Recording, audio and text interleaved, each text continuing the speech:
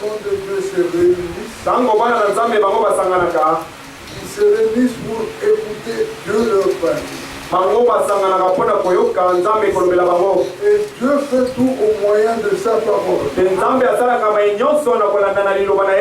Dieu crée par sa parole. Dieu guérit par sa parole. Dieu relève par sa parole. Il fait toutes choses au moyen de sa parole.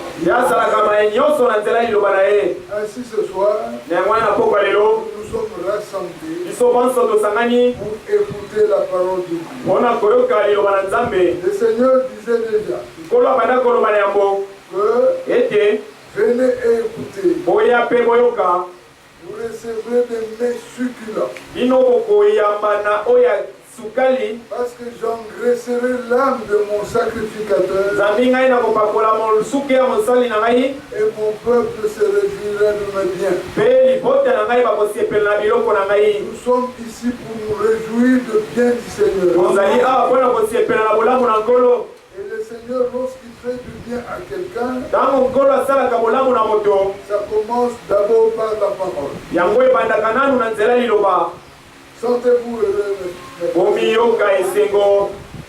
parce que le Seigneur nous a conduits dans sa maison pour nous faire entendre sa parole. Tous nous savons en quel temps nous vivons. Nous vivons le temps qui précède le retour de notre Seigneur Jésus. Nous l'attendons comme époux. Nous ne l'attendons pas seulement comme Seigneur. Il vient comme époux pour chercher son époux dont nous faisons partie. Nous venons de lire l'Écriture dans Luc 21. Je voudrais m'attarder un peu sur le verset 11. Là, il est écrit, Luc 21, verset 11. Il y aura des grands tremblements de terre et en divers lieux des pestes et de famine. Au Congo, ici, il y a la famine. Le savez-vous? Quelqu'un n'arrive pas à manger. Sa faim, c'est la famine. Mais il y a aussi des pestes. La peste, c'est une maladie.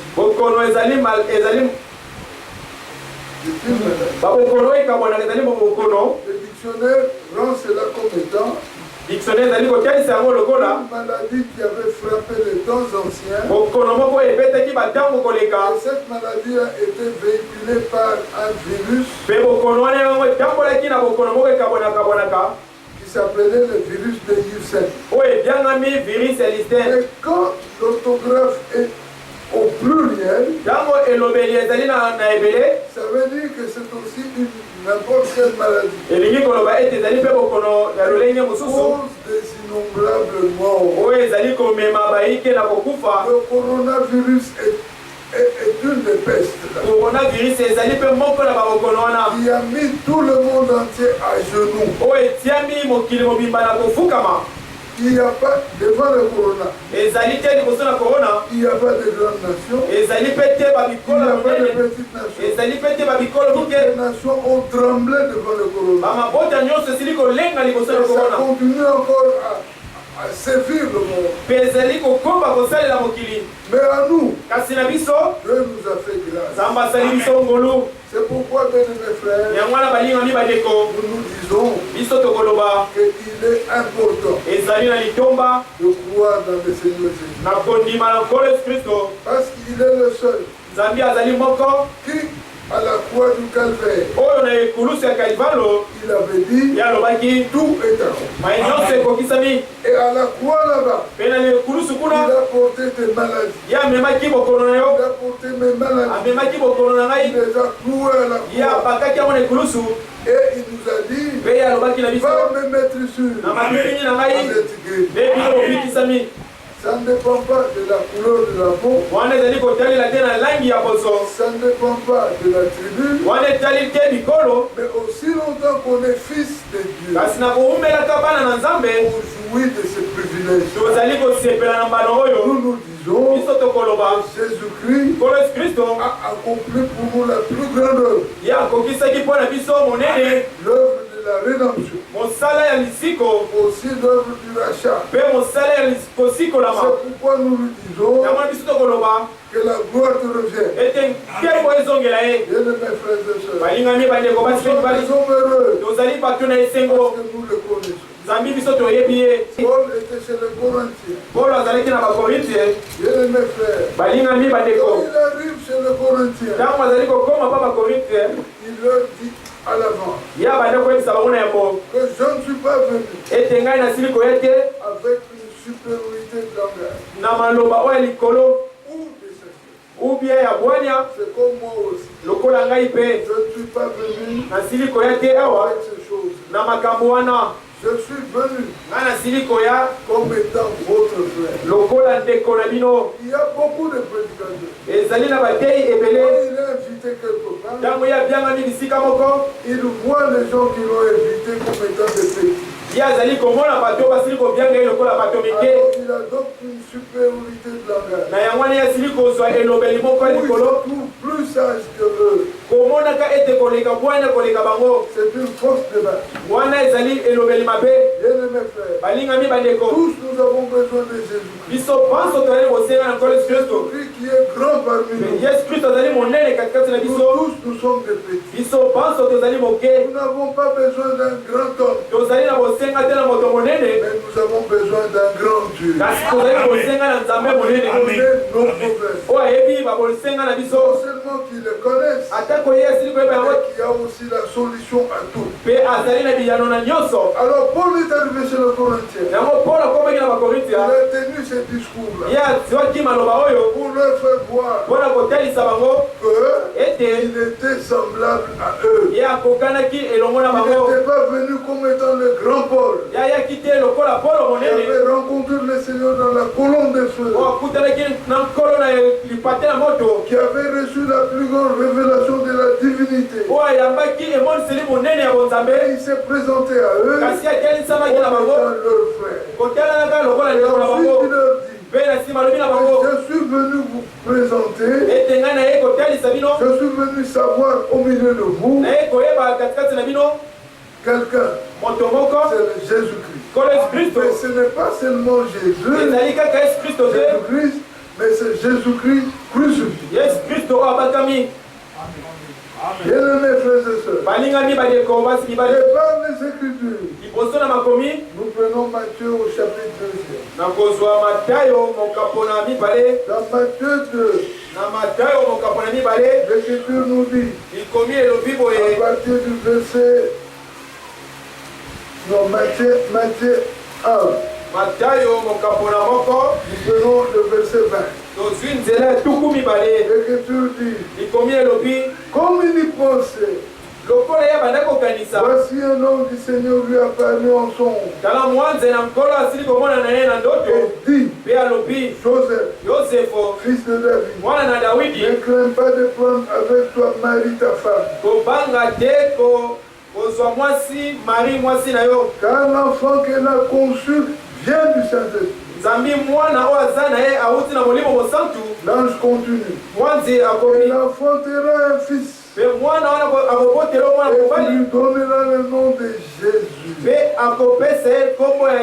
C'est lui qui sauvera son peuple de ses péchés. Mon frère, ma soeur, nous tenons vrai que le témoignage de cette Écriture, Jésus qui est annoncé ici, il devrait être le Fils de Dieu. Ce n'est pas une seconde personne de la divinité. Il n'y a pas trois dieux. Il n'y a qu'un seul Dieu. Il s'est révélé dans les trois fonctions. Dieu comme Père, Dieu comme Fils, Et aussi Dieu comme Saint-Esprit. Ce ne sont pas trois dieux. C'est une fonction que Dieu a occupée. Au ciel, il est le Père. Sur la terre, il était Fils. Et aussi, c'est encore lui qui est le Saint-Esprit. Mais maintenant, l'Écriture nous dit que c'était l'envoi que Dieu avait donné à Marie. C'est-à-dire qu'elle reçoive l'ordre. Dieu est venu lui donner un message approprié. Lui annonçant la naissance, ou du moins la conception de Jésus. Mais je voudrais ajouter un détail. L'Écriture dit au verset 18 que voici de quelle manière arriva la naissance de Jésus-Christ. Marie, sa mère, ayant été fiancée à Joseph, se trouvant enceinte par la vertu du Saint-Esprit. Avant qu'ils eussent habité ensemble. Jésus-Christ n'avait pas un père terrestre. Jésus-Christ, son père, c'était Dieu. Et Dieu est esprit. Alléluia. Alléluia. Dieu, on ne le voit pas. Dieu, on ne sait pas de quelle couleur il est. Dieu est esprit. Le verset 19. Joseph, son époux, qui était un homme de bien et qui ne voulait pas la diffamer, s'est proposé de rompre secrètement avec elle. C'est une décision qu'il avait prise dans son cœur. Aucun homme ne pouvait le savoir. Mais Dieu sait tout. Dieu a lu le cœur de Jésus. Et il intervint. L'Écriture dit, comme Joseph pensait, voici un homme du Seigneur lui apparut en songe et dit, Joseph, fils de David, ne crains pas de prendre avec toi Marie qui est ta femme.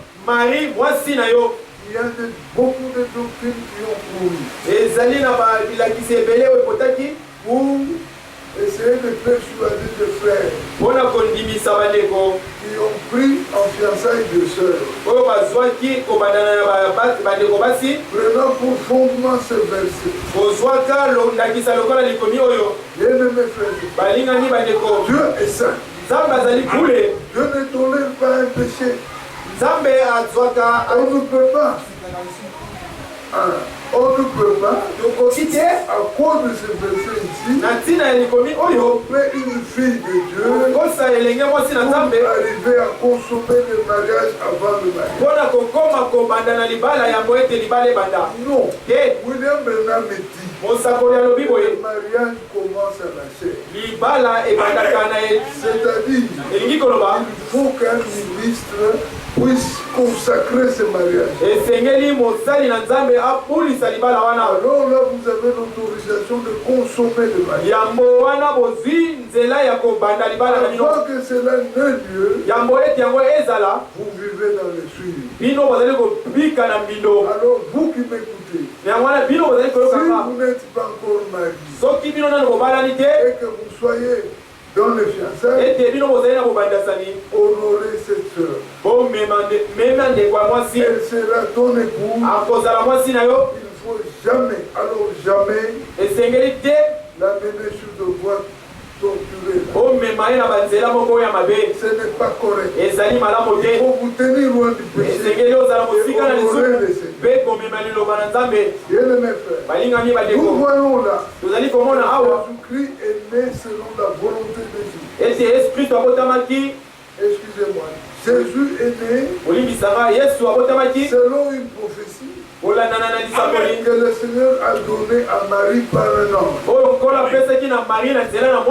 Nous allons dans Luc au chapitre 1er.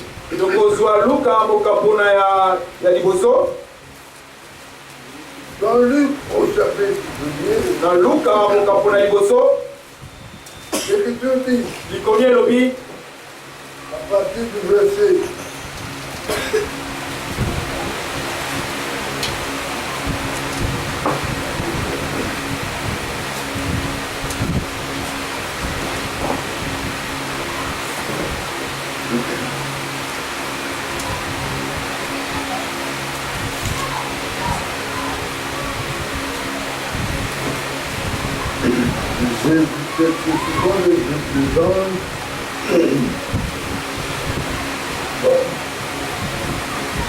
nous prenons le verset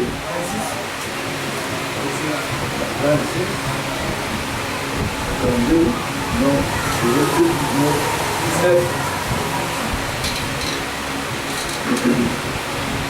Luka mukapona yambo nzila ya L'Écriture dit que je vous suis venu vous annoncer une bonne nouvelle. Aujourd'hui, dans la ville de David, il vous aimait un sauveur.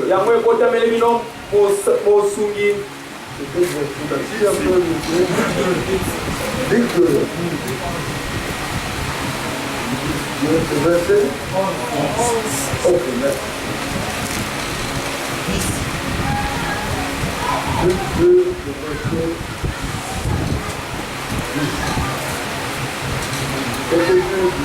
Combien le bien? Mais l'ange leur dit, mais moi j'ai initié ne craignez point, car je vous annonce une bonne nouvelle qui sera pour tout le monde le sujet d'une grande joie. C'est qu'aujourd'hui, dans la vie de David, il vous aimait, vous les hommes, pas nous les anges. C'est à vous qu'on peut les adresser. Car aujourd'hui, vous aimez un sauveur qui est le Christ des Seigneurs. Christ veut dire moi. Oui. Jésus veut dire celui qui sauvera son peuple de ses péchés. Dans les actes des apôtres, j'ai recherché ce verset-là, je ne l'ai pas pris. L'Écriture dit, car Dieu a fait de Jésus Christ et Seigneur.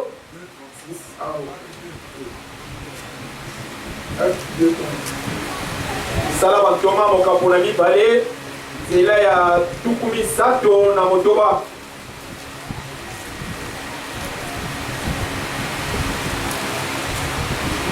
Acte 2, le verset 36. Que toute la maison d'Israël sache. Et l'Écriture précise. Que toute la maison d'Israël sache avec certitude que Dieu a fait Seigneur et Christ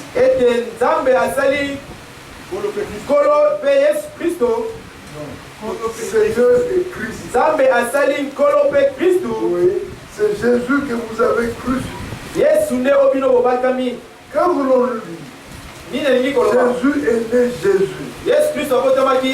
Mais Jésus-Christ, le Christ là, le Seigneur le lui a donné après. C'est ainsi que frère. Dans 1 Corinthiens 2 là, quand nous lisons, nous comprenons qu'il y a une différence entre Jésus-Christ et Jésus-Christ crucifié. Jésus-Christ, dans Matthieu au chapitre 4, nous lisons ceci. Matthieu au chapitre 4, nous prenons le verset 23. La Bible dit, Jésus parcourait toute la Galilée. Disons avec attention. Oui. Jésus parcourait toute la Galilée, enseignant dans les synagogues, prêchant la bonne nouvelle du royaume. Aujourd'hui, dans Matthieu 24, verset 14,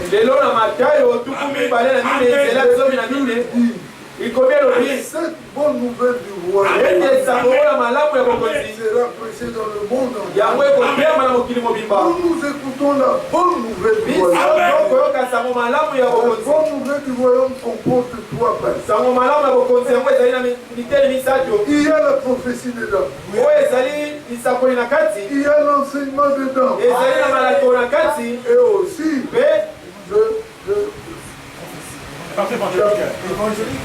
j'ai dit la prophétie, l'enseignement et la doctrine. Quand tu écoutes une seule prédication de l'enseignement du royaume, toutes ces choses-là doivent être réunies. Et par la grâce de Dieu, qu'est-ce que nous écoutons en ce temps? Avec l'intervention que nous suivons tous de frère Édouard de France. Bien aimé frère, et que Dieu rajoute, nous lisons Matthieu 4, verset, nous sommes arrivés. Et guérissons toute maladie et toute infirmité parmi le peuple. Sa renommée s'est répandue dans toute la Syrie. Et on lui a mené tous ceux qui souffraient de maladies et de douleurs de divers genres, des démoniaques, des lunatiques,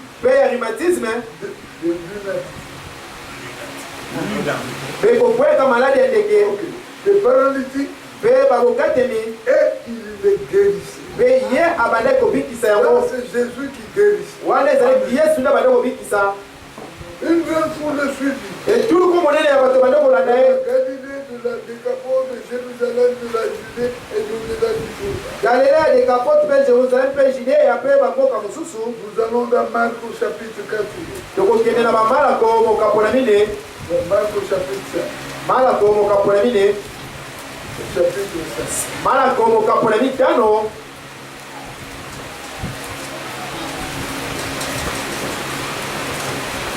L'Écriture dit, verset 21.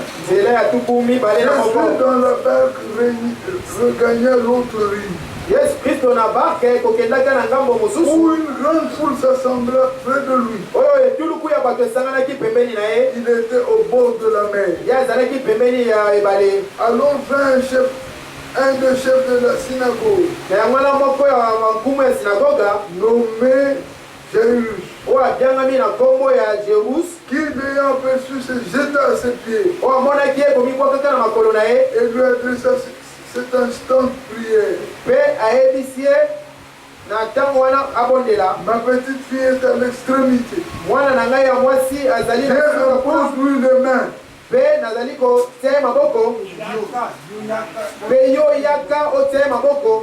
S'il vous plaît, j'aimerais que silence de vous. Il s'agit de la parole. Amen. Viens impose-lui les mains afin qu'elle soit sauvée et qu'elle vive. Jésus s'en alla avec lui. Et une grande foule le suivait et le pressait. Oh, il y avait une femme atteinte d'une perte de sang depuis 14 ans. Depuis 12 ans.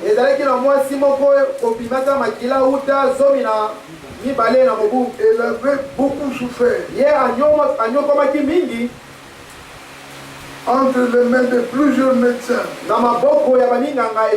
Elle avait dépensé tout ce qu'elle possédait. Elle n'avait prouvé aucun soulagement. Mais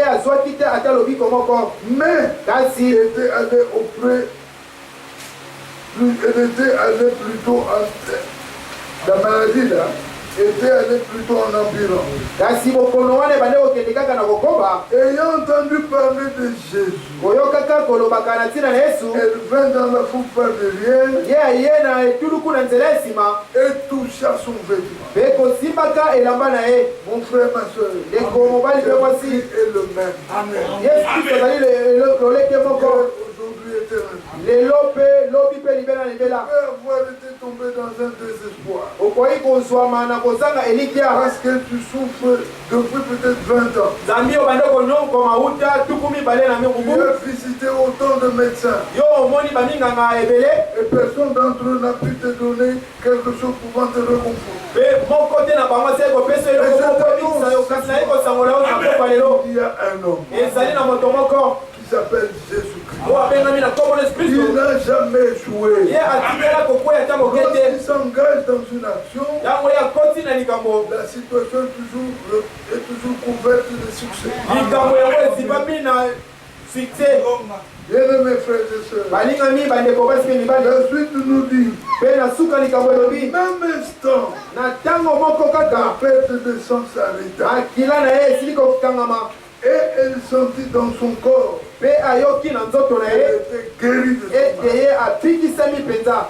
Le sauveur, Mobikisi le grand médecin, monganga est monene. intervenu dans la vie de cette fille. Oyo asilaki koya kosunga na ngombo ya mondeko La mwasi. guérison est tombée. Pe lobiko ekwei. Ça peut être ton cas ce soir. Ekoki kozala likambo no na pokwa lelo. Il est le même.